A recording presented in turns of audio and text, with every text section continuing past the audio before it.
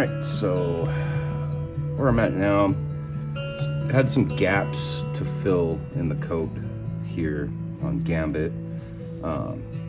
Way I filled these isn't super common that I've seen online, but basically what I do is I take this needle outliner here and I'll let some of it flow into the crack, and then I'll quickly develop it like that, and I'll just kind of build it up a little bit at a time until it becomes level with the area that I need to cover in.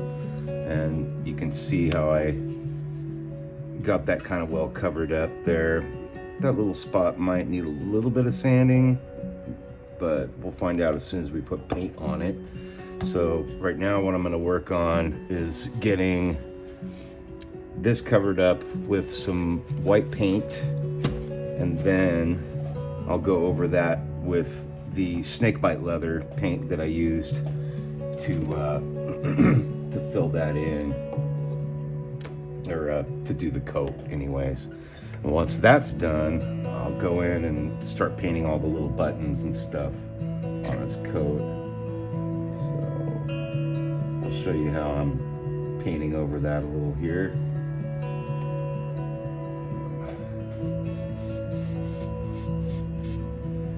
This paint, it's an air paint by Citadel, but it runs a little thick for my taste, so I'll just thin it out a little bit in the airbrush. There we go. Yeah, that's spraying better. Might actually be a little too thin.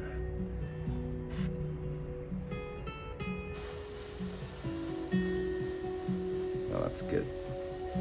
And so you just want to get over that spot with some paint.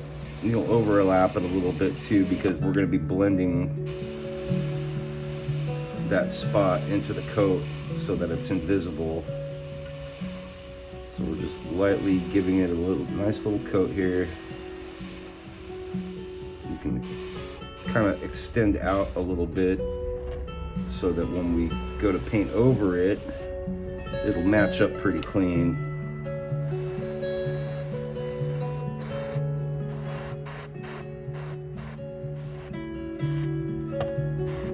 And this is just White Scar is the name of the color by Citadel.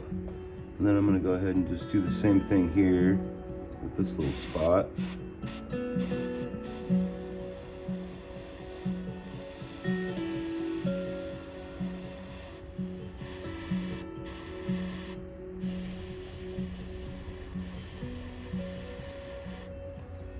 There we go. That's looking pretty clean. And I got this one other little spot back here on this coat that I gotta get to. You can see I already masked it up. I'm gonna cover it with my fingers a little bit because I don't want to get the coat behind it. So we'll just carefully paint over that there.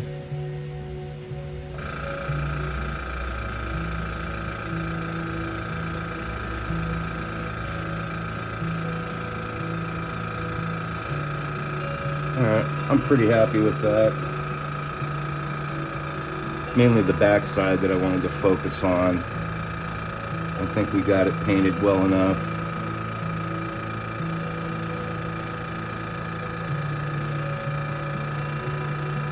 There we go. Oops. Now I'm going to clean out the pot and get the next color ready. I'll show you how I do my cleaning process between colors. So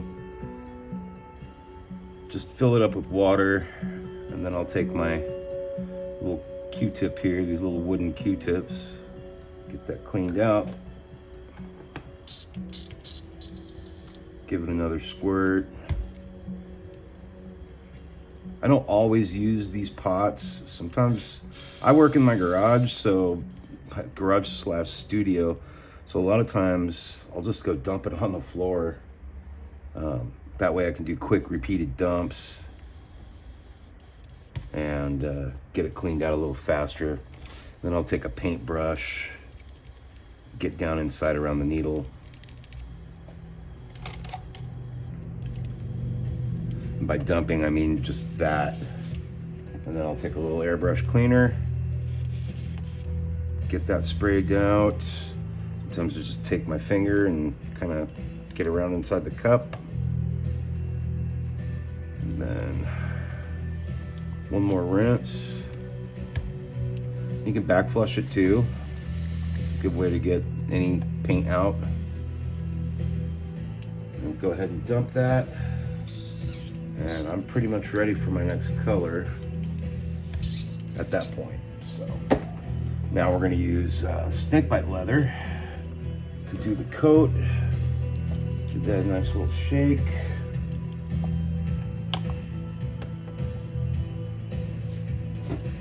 And to fill my pot, my cup, whatever you call it, I use these little pipettes to draw my paint out. We're only going to need a few drops here. Doesn't take much.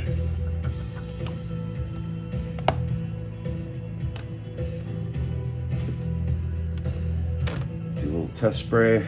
Make sure we're running ink. There we go. And then start off light. And we're just blending that area in.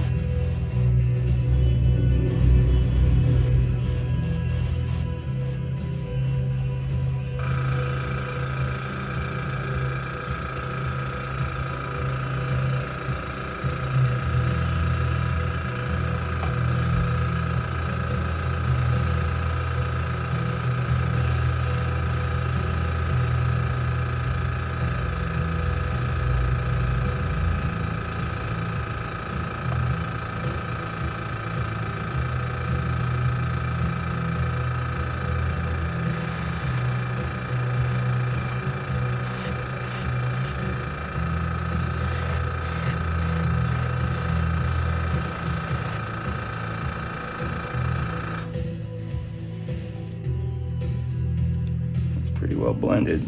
And then to do this lighter side of the coat, we want to kind of match this color, so start off nice and light.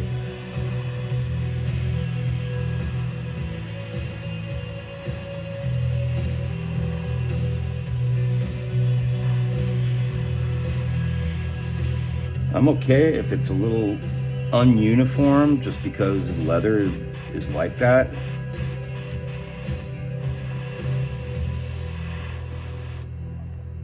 Go, I'm happy with that. And then work on this side.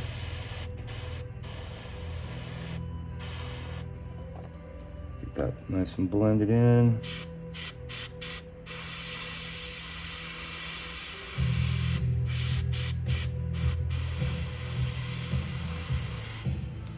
There we go. So that's where our gap was. You can probably tell, of course, there's a gap there.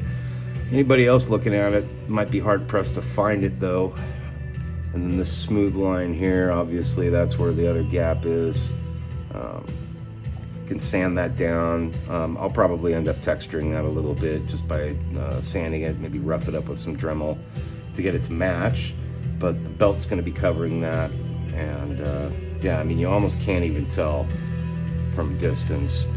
I'm always going to see it because I know it's there, but yeah. And then this particular part, the coat kind of warped a little bit and during the printing, and that's why it left this gap. But I thought it looked pretty cool, like a split trench coat, so I left it. Decided not to repaint it. And the customer liked it too, so I really wasn't worried about it. But yeah, so there we go. Pretty soon gonna go in and get all these buckles and little details done around the coat. He's got some cool buttons with the little X logo on it, so we'll go in and get those done too. Probably do those off camera because that's a lot of detail that's really friggin' boring to watch.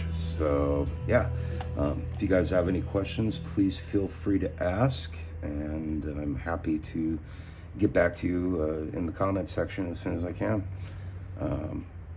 If you so desire, like and subscribe, all that fun stuff. And yeah, love you guys. Happy painting.